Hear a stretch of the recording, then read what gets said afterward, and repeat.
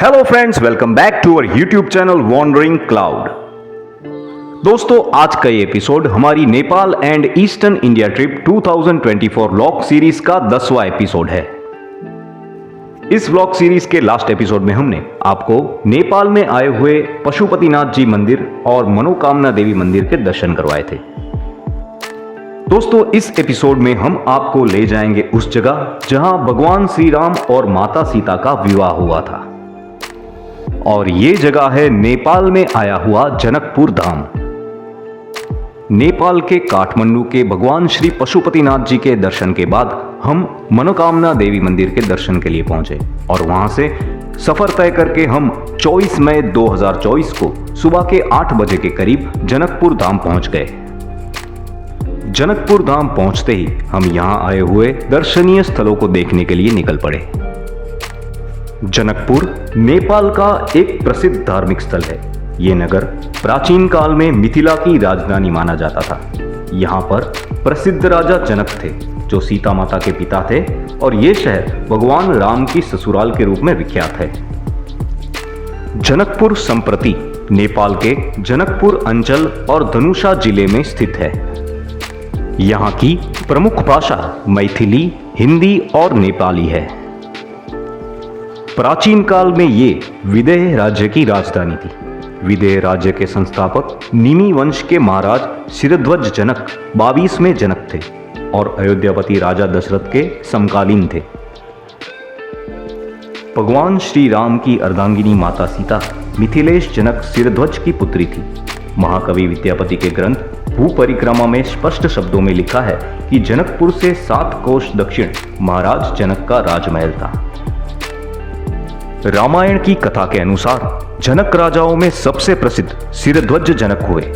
ये बहुत ही विद्वान एवं धार्मिक विचारों वाले थे। शिव के प्रति इनकी अगाध श्रद्धा थी। इनकी भक्ति से प्रसन्न होकर भगवान शंकर ने इन्हें अपना धनुष्य प्रदान किया था।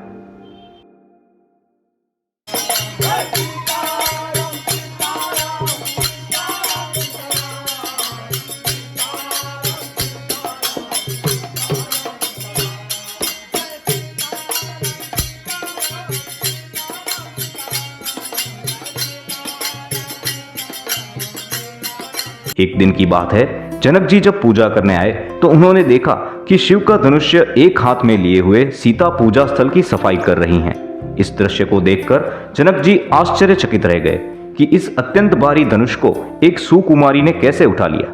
इसी समय जनक जी ने तय कर लिया कि सीता का पति वही होगा जो शिव के द्वारा दिए गए इस धनुष्य पर प्रत्यंचा चढ़ाने में सफल होगा। अपनी प्रतिज्ञा के अनुसार राजा जनक ने धनुष यज्ञ का आयोजन किया। इस यज्ञ से संपूर्ण संसार के राजा, महाराजा, राजकुमार तथा वीर पुरुषों को आमंत्रित किया गया। समारोह में अयोध्या के राजा दशरथ के पुत्र रामचंद्र और लक्ष्मण अपने गुरु विश्वामित्र के साथ उपस्थित थे।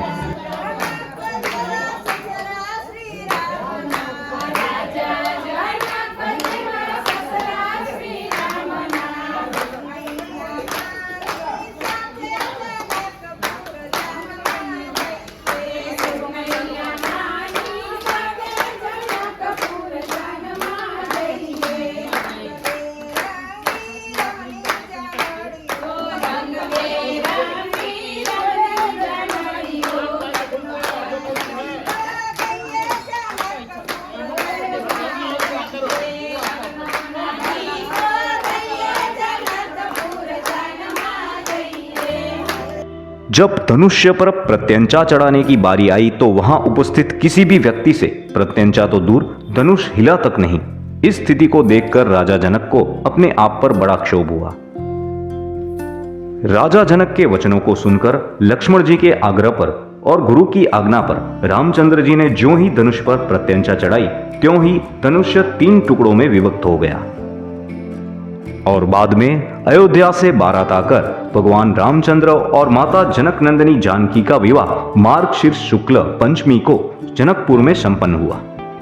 कहते हैं कि कालांतर में त्रेता युगकालीन जनकपुर का लोप हो गया। करीब 350 वर्ष पूर्व महात्मा सुरकिशोर दास जी ने माता जानकी के जन्मस्थल का पता लगाया और मूर्ति स्थापना कर पूजा प्रारंभ की। तत्पश्चात आधुनिक जनकपुर का विकास हुआ। वैसे तो जनकपुर में देखने लायक कई सारे मंदिर आए हुए हैं, पर यहाँ का प्रमुख आकर्षण है यहाँ आया हुआ जानकी मंदिर। जानकी मंदिर नेपाल के जनकपुर के केंद्र में स्थित एक ऐतिहासिक मंदिर है। इस मंदिर की वास्तुकला हिंदू राजपूत वास्तुकला से प्रेरित है। ये मंदिर 4807 वर्ग फुट क्षेत्र में निर्मित है। इसका निर्माण 1896 में आरंभ होकर 1911 में पूर्ण हुआ था। मंदिर परिसर एवं आसपास 115 सरोवर एवं कुंड हैं, जिनमें गंगा सागर, परशुराम कुंड एवं धनुष सागर अत्यधिक पवित्र कहे जाते हैं। सन 1657 में देवी सीता की स्वर्ण प्रतिमा इस जगह से मिली थी और मान्यताओं के अनुसार माता सीता विवाह पूर्व यहीं रहती थी। मान्यताओं के अनुसार इसी जगह पर राजा जनक ने शिव धनुष्य के लिए तप भी किया था।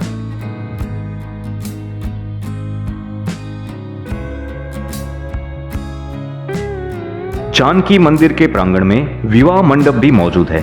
इस मंदिर के बारे में मान्यता है कि ये वही मंडप है जहां माता सीता और भगवान राम का विवाह हुआ था।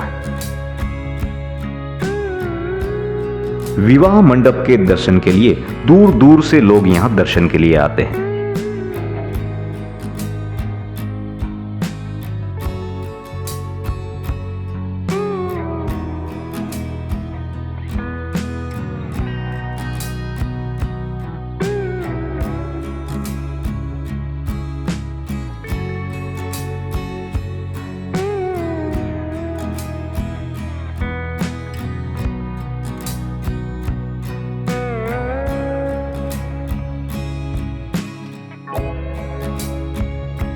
तो दोस्तों, ये था हमारा आज का एपिसोड भगवान श्री राम और माता सीता के विवाह स्थल जनकपुर धाम के बारे में।